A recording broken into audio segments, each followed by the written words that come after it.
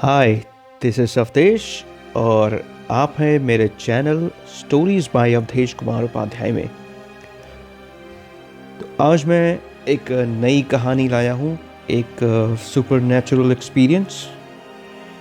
ये कहानी है विशंबर नाम के इंसान की, जो एक रात अपने नौकर कुशाराम के साथ सुमेरिया गांव एक शादी में शामिल होने के लिए जा रहे थे। उन्हें रास्ते का बिल्कुल भी पता नहीं था, पर जाना ज़रूरी था। ढेरों काम थे और काम निपटाते निपटाते उन्हें देर हो गई। अगर वो शाम को टाइम से पिपरहिया स्टेशन पहुंच जाते तो उन्हें सवारी भी मिल जाती, पर वो पहुंचे रात के 11:40 पर और सवारी मिलती थी बस रात के 8 बजे तक। उसके बाद से कोई भी पिपरहवा स्टेशन पर नहीं उतरता था। अगर किसी को उतरना हुआ तो वो एक स्टेशन आगे जाकर धूमनपुर से सवारी ले लेते थे, क्योंकि वहां से सवारी 24 घंटे में कभी भी ले सकते थे। पर यह बात सिर्फ स्थानीय लोगों को ही पता थी। विशंबर इस बात से अनजान थे और पिपरहवा स्टेशन पर उतर गए। रात के 11:40 हो रहे थे। स्टेशन पूरा अंधेरे में डूबा हुआ था। गर्म हवा चल रही थी। दोनों को प्यास लगी हुई थी। कुशाराम 2 सूटकेस लिए विशंबर के पीछे चल रहे थे। दोनों बस किसी ऐसे आदमी को ढूंढ रहे थे जो उन्हें सुमेरिया गांव का रास्ता बता दे। पर उस स्टेशन पर कोई भी नहीं था। वो स्टेशन वीरान था सन 1953 से। क्या हम लोग सही जगह पर उतरे? विशंबर ने अपने नौकर से पूछा। इस पर नौकर कुशाराम ने असमंजस में जवाब दिया, माता प्रसाद जी ने तो यहीं स्टेशन बताया था, पर यहां तो कोई भी नहीं दिख रहा है। अंधेरा हो रखा है, कहीं कोई रोशनी भी नहीं है। किधर जाएं कुछ सूझ नहीं रहा है। जरा वो पता निकालना, देखें क्या लिखा है, विशंबर ने कुशाराम से पूछा। कुशाराम ने एक पर्चा अपनी जेब से निकाला, पर अंधेरे की वजह से पढ़ न सका। तो उसने अपनी टॉर्च निकाली और पाया कि जिस स्टेशन पर उन्हें उतरना था वो वही स्टेशन था, पर ब्रैकेट में लिखा था शाम 6 बजे के पहले। शाम 6 बजे के पहले का क्या मतलब है? कुशाराम ने विशंबर से सवाल पूछा। मुझे क्या पता, लगता है हमें देर हो गई। अब कोई सवारी मिलना भी मुश्किल ही दिख रहा है। किसी को ढूंढो और उससे सुमेरिया गांव के माता प्रसाद जी का पता पूछो। तब तक मैं यही स्टेशन पर रुकता हूं, विशंबर ने कहा और वहीं एक पुरानी टूटी प्लेटफॉर्म की कुर्सी पर बैठ गए। कुशाराम टूटे उजाड़ पिपरहवा स्टेशन के बाहर चला गया। लगभग 20 मिनट गुजर गए। कुशाराम वापस नहीं आया। विशंबर को अब चिंता होने लगी। 11:45 होने को आए और कुशाराम का कोई पता नहीं। वो सामान लेकर स्टेशन के बाहर आए और कुशाराम को आवाज देने लगे, पर कोई जवाब नहीं मिला। अब विशंबर को घबराहट होने लगी। वो परेशान हो गए, आखिर कुशाराम कहां चले गए। थक हार के वो वापस आकर अपनी सीट पर बैठ गए। उन दिनों मोबाइल की सुविधा भी नहीं थी, बस लैंडलाइन फोन हुआ करते थे। जब काफी देर हो गई और कुशाराम नहीं लौटे तो विशंबर ने सामान को वहीं स्टेशन पर छिपा दिया और कुशाराम को ढूंढने निकल पड़े। रात के 12:24 हो रहे थे। अनजान जगह थी और अंधेरा भी। झींगुरों की आवाज रात के सन्नाटे को और भी डरावना कर रही थी। पर विशंबर को इस बात की चिंता थी कि कुशाराम अब तक क्यों नहीं लौटा। अभी वो थोड़ी देर ही चले थे कि उन्हें कोई सामने खड़ा दिखाई दिया, पर अंधेरे की वजह से कुछ दिखाई नहीं पड़ा। उन्होंने उसके मुंह पर टॉर्च जलाई तो पता चला कि वो कुशाराम है। भगवान का शुक्र है कि तुम मिल गए, मैं कितना परेशान हो गया था। कुछ पता चला किधर जाना है? विशंबर ने उत्सुकता से पूछा, पर कुशाराम ने कोई जवाब नहीं दिया। वो खड़ा रहा, शांत, और बस नीचे की ओर देखता रहा। क्या हुआ? विशंबर ने पूछा। पर कुशाराम वैसे ही नीचे की ओर मुंह किए देखता रहा। विशंबर थोड़ा विचलित हुए। कुशाराम पहले जैसा नहीं लग रहा था। वो अजीब सा दिख रहा था, बदहवास सा, जैसे अपने होश में ही नहीं था। पर किसी तरह विशंबर कुशाराम को लेकर वहां से निकला और वापस स्टेशन पर आ गया। कुशाराम अब भी कुछ नहीं बोल रहा था, बस नीचे की ओर देख रहा था। विशंबर को चिंता होने लगी। उन्हें समझ नहीं आ रहा था कि आखिर कुशाराम को क्या हो गया है। और सबसे बड़ी दिक्कत यह थी कि इस वक्त कोई मदद भी मिलनी मुश्किल थी। वो कुशाराम को लिए सीट पर बैठे रहे, भूखे प्यासे। कहां शादी में शामिल होने आए थे और कहां रात भर सीट पर बितानी पड़ी। पूरी रात कुशाराम कुछ नहीं बोला। विशंबर ने उससे कितना ही पूछा, पर वो चुप रहा, वैसे ही बदहवास सा।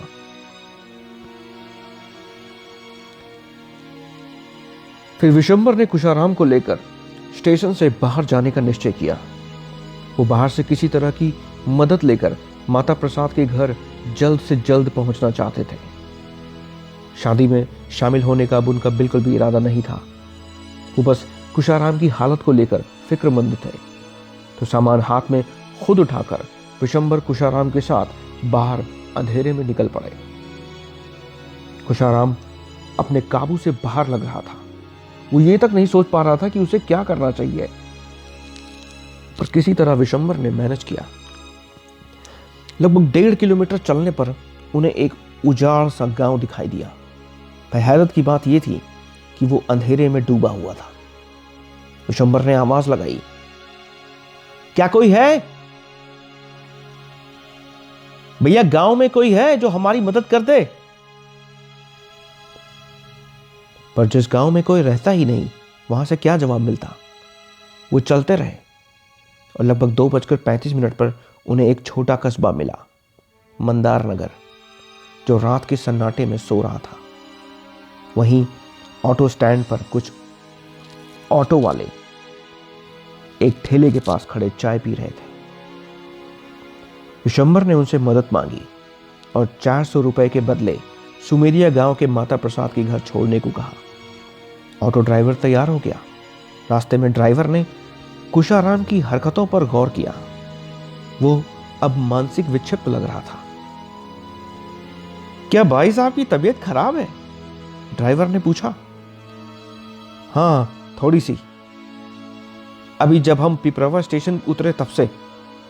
पिपरवा का नाम सुनते ही ड्राइवर ने ब्रेक लगा दी और पीछे पलटकर पूछा, क्या आप पिपरवा से आ रहे हो? हाँ, क्यों? विशंबर ने अचरज होकर पूछा। अरे क्या आपको पता नहीं है, शाम के 6 बजे के बाद पिपरवा स्टेशन के आसपास भी कोई नहीं फटकता। यहां अजीब अजीब हादसे होते रहते हैं। मुझे नहीं पता था, शायद इसीलिए एड्रेस पे 6 बजे के पहले लिखा था। वैसे किस तरह के हादसे हुए हैं वहां पर? विशंबर ने पूछा। तभी कुशाराम गुर्राने लगा। वो किसी जानवर के जैसा लग रहा था।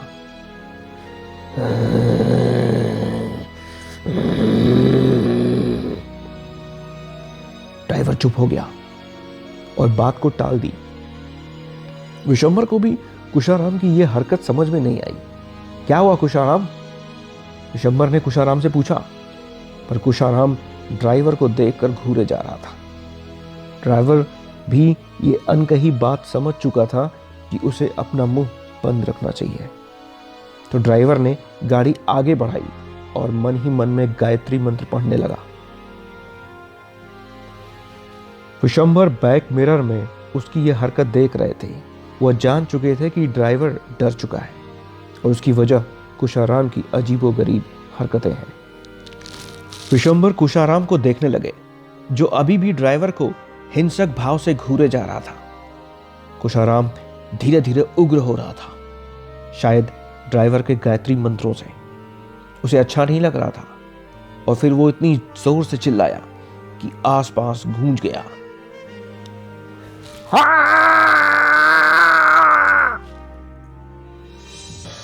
सब चौंक गए, पर वो रुका नहीं, लगातार चीखता रहा। पता नहीं कितनी हवा भरी थी उसके फेफड़े में। विशंबर और ड्राइवर दोनों अपना कान पकड़े सहमे झुक गए। ऑटो अनियंत्रित हो गया और सड़क किनारे गड्ढे में जा गिरा। विशंबर घायल हो गए और ड्राइवर भी थोड़ी देर के लिए बेहोश हो गया। पर कुशाराम अभी भी होश में था। वो उठकर खड़ा हो गया और जाकर ड्राइवर के सीने पर बैठ गया, जो एक्सीडेंट के बाद अपनी असामान्य सांसों पर काबू करने की कोशिश कर रहा था। उसे तो पता ही नहीं था कि ये उसकी अंतिम सांस होगी। मरते वक्त ड्राइवर ने कुशाराम की आंखों में देखा। गुस्से और बदले से वो आंखें भरी हुई थी। ड्राइवर को एक नृशंस मौत देकर कुशाराम वहीं उल्टे हुए ऑटो के किनारे जाकर बैठ गया। यह हादसा कस्बे के बाहर एक वीराने में हुआ, तो किसी तरह की कोई मदद भी नहीं मिली। सुबह 4:30 पर विशंबर ने आंखें खोली। उन्हें काफी चोटें आई हुई थीं। उन्होंने कुशाराम को उसी अवस्था में बुलाया, पर कुशाराम, जो कि वहीं बैठा था, टस से मस भी नहीं हुआ। विशंबर किसी तरह बाहर निकले और ड्राइवर को जमीन पर पड़े देखा। वो पास गए और पाया कि वो मर चुका था। हे भगवान, ये कैसे हो गया? विशंबर ने हैरानी और डर से पूछा। ये परेशानी की बात ही थी। कुशाराम, कुशाराम! विशंबर ने फिर बुलाया। कुशाराम ने सुना भी, पर कुछ नहीं बोला। विशंबर ने कुशाराम को देखा और उसके पास जाकर बोले, देख क्या किया तूने, वो बेचारा मर गया। क्या हो गया तुझे? इतनी तेज से क्यों चीख मारी तूने? जबकि विशंबर को यह पता ही नहीं था कि ड्राइवर की हत्या कुशाराम ने की है। उन्हें अब भी यही लग रहा था कि ड्राइवर हादसे की वजह से मरा। अब यह पुलिस केस बन जाता, तो इन सब से बचने के लिए विशंबर ने अपना बिखरा सामान उठाया और चल पड़ा। कुशाराम भी उसके पीछे चल रहा था, मुस्कुरा रहा था, एक शैतानी हंसी लिए। सुबह के 6 बज गए थे। एक सरकारी नल पर विशंबर अपने हाथ पैरों के घाव धुल रहे थे। सूरज बस निकलने ही वाला था। उन्होंने कुशाराम से पूछा, तुमको कहीं चोट तो नहीं आई है? कुशाराम कुछ नहीं बोला, तो विशंबर खुद ही कुशाराम के शरीर का मुआयना करने लगे और उन्होंने पाया कि उसे एक खरोंच तक नहीं आई थी। और यह आश्चर्य की बात थी। विशंबर हतप्रभ से कुशाराम का मुंह देख रहे थे। कुशाराम को क्या हो गया है? उनके मन में बस यही सवाल था। फिर वो किसी तरह स्टेशन पहुंचे और घर वापसी की ट्रेन पकड़ी। रात भर जो कुछ भी हुआ, उसके बाद शादी में शामिल होने का उनका जरा भी मन नहीं किया। जबकि कुशाराम विक्षिप्त सा बैठा था, जैसे उसे कोई फर्क ही नहीं। घर पहुंचकर उन्होंने कुशाराम को अस्पताल ले जाने के लिए तैयार किया। अस्पताल में डॉक्टर ने कुशाराम का MRI स्कैन करने की सलाह दी। कुशाराम को MRI स्कैन मशीन के अंदर लेटाया गया और स्कैनिंग शुरू हुई। थोड़ी देर में डॉक्टर भागा भागा विशंबर के पास आया और बोला, अरे ये कैसा प्राणी है, इंसान नहीं है ये। विशंबर अचरज से बोले, क्यों, क्या हुआ? इस पर डॉक्टर बोले, आइए दिखाता हूं। डॉक्टर विशंबर को स्कैनिंग मशीन से जुड़े कंप्यूटर स्क्रीन को दिखाते हुए बोले, ये देखिए। विशंबर ने देखा, मशीन के अंदर कोई नहीं है। कहाँ गया वो?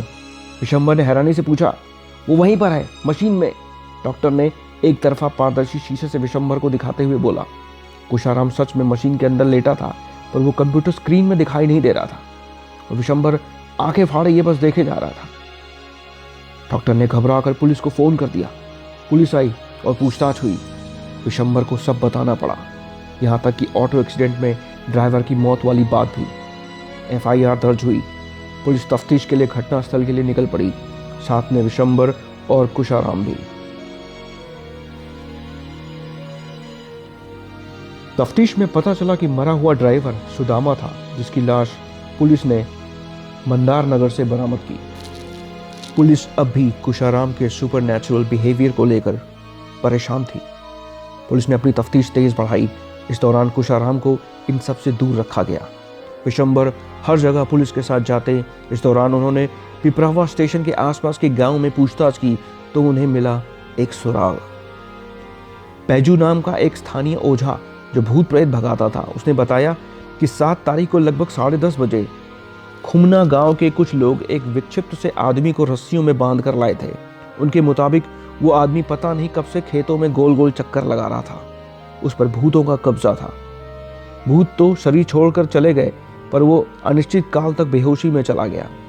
वो ओझा पुलिस को उस आदमी तक ले गया जो प्राथमिक चिकित्सालय में अचेत पड़ा था। पुलिस और विशंबर ने जब उसे देखा तो उनकी आंखें फटी की फटी रह गईं। वो अचेत आदमी कोई और नहीं, कुशाराम था। गुत्थी अब और भी ज्यादा उलझ गई थी। अब उनके सामने एक ही आइडेंटिटी के दो लोग थे, पर असली कौन है? विशंबर को याद आया कि कुशाराम की बीच की उंगली चारा काटते वक्त मशीन के कट जाने से अलग हो गई थी, तो कटी हुई उंगली को टांके लगाकर जोड़ा गया, जिसके निशान अब भी उसकी दाहिनी बाजू की उंगली पर थे। और ये निशान उस अचेत आदमी के हाथ की उंगलियों पर भी थे।